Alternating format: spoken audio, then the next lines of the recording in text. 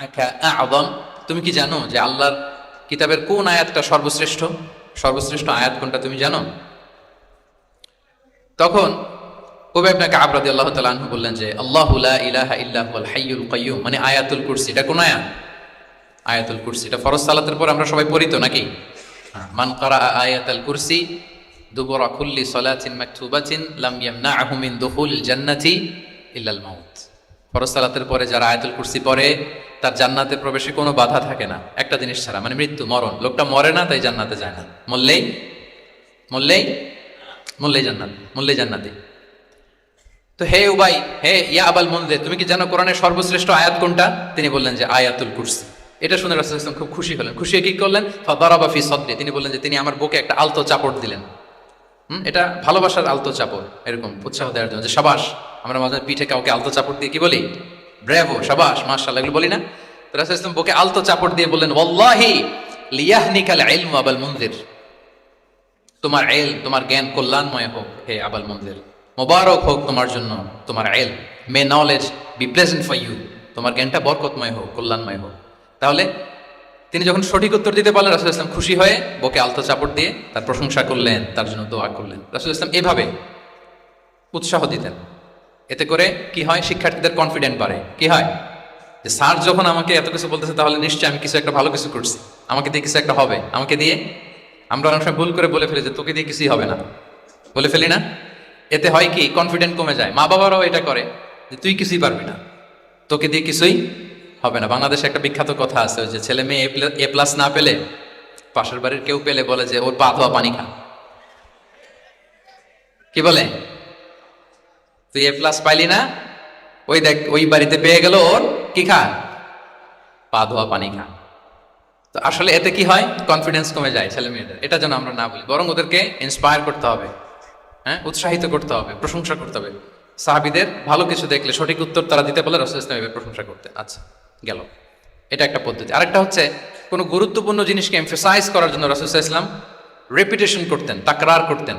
গুরুত্বপূর্ণ জিনিসকে তিনি 3 বার উল্লেখ করতেন, তাকরার করতেন। আত-তাকওয়া হাহুনা, আত-তাকওয়া হাহুনা, আত-তাকওয়া হাহুনা ওয়া ইউশিরু ইলা সাদরিহি সালাসা মাররাত। তাকওয়া এখানে, এখানে, এখানে 3 বার বলে, একবার বললেই তো হয়ে যায়, 3 বার কেন বলেন? এটা গুরুত্বপূর্ণ, ভেরি ইম্পর্টেন্ট ইস্যু। গুরুত্ব বোঝানোর জন্য এমফাসাইজ করতে যে তিনি কোনো জিনিসকে কয়বার বলতেন? 3 বার। বিদায় হজের ভাষণ যখন দিলেন, ভাষণ দেয়া শেষ, এবার বলতেছে আল্লাহুম্মা হাল বাল্লাগতু, আল্লাহুম্মা হাল বাল্লাগতু, আল্লাহুম্মা হাল বাল্লাগতু, আল্লাহুম্মা ফাশহাদ। 3 বার বললেন যে আল্লাহ আমাকে যা পৌঁছাতে বলেছেন, হে মহাসমাবেশ তোমরা বলো আমি কি পৌঁছাতে পেরেছি? আমি কি ঠিকঠাক পৌঁছালাম? আমি কি সব তোমাদেরকে বলেছি? সাক্ষ্য দাও, সাক্ষ্য দাও। সবাই বললো ইয়া রাসূলুল্লাহ, আল্লাহ যেমনটি বলেছেন সব আপনি আমাদের কাছে পৌঁছে দিয়েছেন, কিছু লুকোচুরি করে নাই, কিছু লুকান নাই। তাহলে 3 বার জানতে চাইলেন, কয়বার? এটা রাসূল সাল্লাল্লাহু আলাইহি ওয়াসাল্লামের একটা গুরুত্বপূর্ণ অভ্যেস ছিল, যে যেটাকে তিনি এমফাসাইজ করতে চাইতেন, যেটা গুরুত্বপূর্ণ কোনো বিষয়, এটাকে তিনি রিপিট করতেন বারবার। সাধারণত 3 বার। সাধারণত কয়বার? তাহলে গুরুত্বপূর্ণ জিনিসগুলো আমরা বারবার বলবো যাতে আমাদের শিক্ষার্থীরা সহজে সেটা মুখস্থ করে ফেলতে পারে।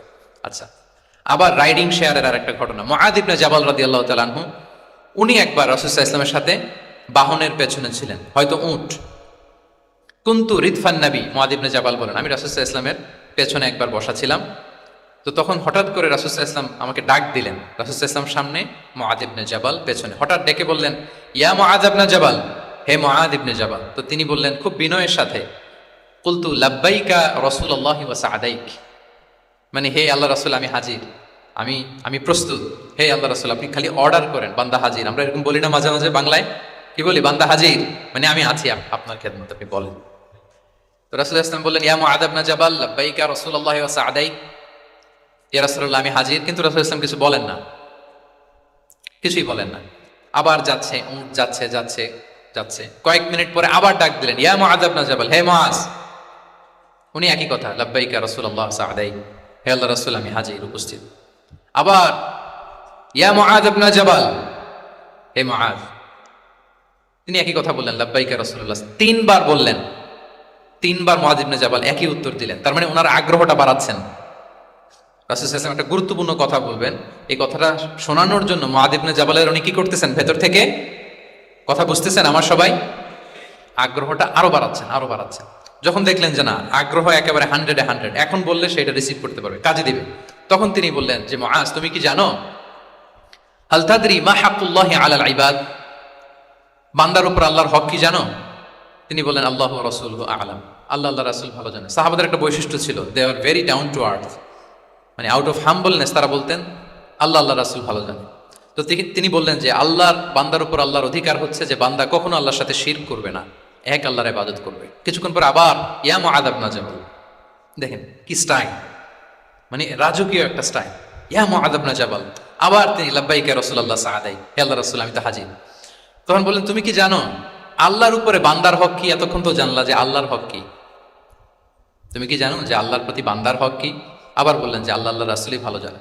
তখন রাসূল সাল্লাল্লাহু আলাইহি ওয়াসাল্লাম বললেন যে আল্লাহর হক যেমনি তুমি জানলে যে বান্দা আল্লাহর সাথে শরীক করবে না, এক আল্লাহর ইবাদত করবে, এটা যদি কোনো বান্দা করে তাহলে ওই বান্দাকে কখনো আল্লাহ শাস্তি দিবেন না। এটা হচ্ছে বান্দার হক, আল্লাহর কাছ থেকে সে এটা পাবে যে আল্লাহ ইউআযিবাহুম, আল্লাহ তাআলা তাকে কখনো শাস্তি দিবেন না। তাহলে আপনারা বলেন তো, ওটে করে রাসূল সাল্লাল্লাহু আলাইহি ওয়াসাল্লাম যাচ্ছে, পেছনে কে বসা? হুট করে বলল মুআজ একটা কথা শোনো, আল্লাহর হক হচ্ছে বান্দা আল্লাহর ইবাদত করবে, আর বান্দার হক হচ্ছে এটা করলে সে শাস্তি পাবে না। কথাটা যদি এমনি বলে দিত তাইলে কি এত এটা গুরুত্ব পাইতো? কথা বলেন, পাইতো? এটা তো 10 সেকেন্ডেই শেষ। কিন্তু যেতে যেতে হে মুআয ইবনে জাবাল, লাব্বাইক ইয়া রাসূলুল্লাহ সাআদি, কিছু বলে না। হে রাসূল আমি তো শুনতেছি, বলেন। আবার একটু পর হে মুআজ ইয়া রাসূলুল্লাহ আমি হাজির, বলেন। আরো কিছু সময় পর হে মুআজ ইয়া রাসূলুল্লাহ, মানে তার আগ্রহ বাড়াতে বাড়াতে বাড়াতে যখন আগ্রহের পারদ একেবারে উচ্চাঙ্গে, তখন রাসূল সাল্লাল্লাহু আলাইহি ওয়াসাল্লাম বার্তাটা পেশ করলেন। আল্লাহু আকবার। তাহলে এটা ছিল রাসূল সাল্লাল্লাহু আলাইহি ওয়াসাল্লামের অভ্যেস, যে তিনি একই কথা বারবার বলে আগ্রহ বাড়াতেন। 3 বার তিনি বলেছেন, 3 বার ডাক দিয়েছেন হে মুআয ইবনে জাবাল। তাহলে রেপিটেশন, এটা একটা অভ্যেস ছিল রাসূল সাল্লাল্লাহু আলাইহি ওয়াসাল্লামের, পাঠদানের ক্ষেত্রে একটা পদ্ধতি। আচ্ছা, রাসূল সাল্লাল্লাহু আলাইহি ওয়াসাল্লামের আরেকটা পদ্ধতি ছিল যে তিনি ধারণ ক্ষমতা অনুযায়ী নির্দেশনা দিতেন, considering the state of the addressee, যাকে অ্যাড্রেস করতেছেন তার ক্যাপাসিটি কতদূর, এটা বুঝে শুনে বলতেন, খুব বাড়ি বলতেন, বেশি কিছু বলতেন না।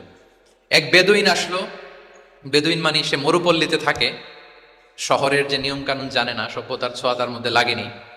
এসে বলল দুল্লানি আলা আমাল আমিলতুহু ইদা আমিলতুহু দাখালতুল জান্নাহ, হে নবী আপনি আমাকে এমন একটা আমল শিখায় দেন যেটা করলে আমি জান্নাতে যাব। তো রাসূল সাল্লাল্লাহু আলাইহি ওয়াসাল্লাম দেখলেন লোকটা বেদুইন, শহরে লোক না, আবার খুব সহজ সরল, একেবারে সাদামাটা। তো রাসূল সাল্লাল্লাহু আলাইহি ওয়াসাল্লাম বললেন 4টা কাজ করবা, তা'বুদাল্লাহ ওয়া লা তুশরিকু বিহি শাইআ, তুকিমাস সালাতাল মাকতুবা, তুআদ্দি যাকাতাল মাফরুদা ওয়া তাসুমা রমাদান। 4টা কাজ, এক আল্লাহর ইবাদত করবা, শিরক করবা না, ফরজ সালাত করবা, ফরজ যাকাত দিবা, রমজানের ফরজ রোজা রাখবা। কয়টা কাজ? কয়টা বলছে? Very simple to memorize, right? আচ্ছা, এটা যখন সে বলল তখন সে বেদিন বলতে আরম্ভ করলো যে আল্লাহ শপথ করে আমি বললাম লা আযীদু আলা হাযা শাইআন ওয়া লা আনকুসু মিন, ঠিক আছে আমি এই 4টাই করব, বাড়াবো না কমাবো না, এর চেয়ে বেশি কোনোদিন কিছু করবো না, কমও করবো না। মানে খালি আল্লাহরে মানবো, ফরজ নামাজ পড়বো, ফরজ যাকাতটা দিব, আর ফরজ রোজাটা রাখবো, আর কোনো আমল টামল আমার জীবনে আমি করবো, বাড়াবো না কমাবো না। তো রাসূল সাল্লাল্লাহু আলাইহি ওয়াসাল্লাম বললেন যে কেউ যদি জান্নাতি লোক দেখে নিজের চোখ জোড়াতে চায়, খুশি হতে চায়, তারা যেন এই লোকের দিকে তাকায়, মানে এই লোকটা জান্নাতি। আল্লাহু আকবার, চলে গেল। দেখেন তার কাছে কিন্তু আমলের বিশাল ফিরিস্তি নিয়ে রাসূল সাল্লাল্লাহু আলাইহি ওয়াসাল্লাম হাজির হয় নাই, কারণ তার ক্যাপাসিটি দেখতে হবে, তার সক্ষমতা, সে কদ্দূর নিতে পারবে। রাসূল সাল্লাল্লাহু আলাইহি ওয়াসাল্লাম অবজার্ভ করে দেখলেন যে বেদুইন মানুষ, তার বেশি কিছু বললে কাজে দিবে না, অল্প একটু বলছে, ওইটা মেনেই সে কি হয়ে গেছে? জান্নাতি হয়ে গেছে। এটা অনেক সময় আমরা ভুল করে ফেলি। শিক্ষার্থীদের মধ্যে সবার মানে রিসিভিং ক্যাপাসিটি এক ধরনের হয় না, কারো খুব বেশি, কারো খুব কম। তো একজন আদর্শ শিক্ষকের কাজ হচ্ছে এটাকে ফলো করা, অবজার্ভ করা, এবং যেটা তাদের সক্ষমতায় কুলায় ঠিক অতটুকু তাদেরকে দেয়, এর চেয়ে বেশি কিছু না। রাসূল সাল্লাল্লাহু আলাইহি ওয়াসাল্লামের আরেকটা পদ্ধতি ছিল গ্রাজুয়ালিটি, স্টেপ বাই স্টেপ, ধীরস্থির ভাবে, অল্প অল্প করে, শাইআন ফা শাইআন। আর তাদাররুজ বিল বাদই বিল আহাম্মি সুম্মাল মুহিম, আগে সবচেয়ে গুরুত্বপূর্ণ, starting with the most important affair first, then the important affair, then the important. সবচেয়ে গুরুত্বপূর্ণটা আগে, এরপরে যেটা কম গুরুত্বপূর্ণ, এরপর কম গুরুত্বপূর্ণ। তাহলে একটু একটু করে বললে এটা মানুষের ফিতরাতের সাথেও যায়, তার নেচারের সাথেও যায়। আমরা মদ হারাম হওয়ার কথা জানি, কয়টা স্টেপে হারাম হয়েছিল মদ? একবারে যদি বলা হতো বন্ধ করার সহজ হতো সাহাবাদের জন্য? হতো না।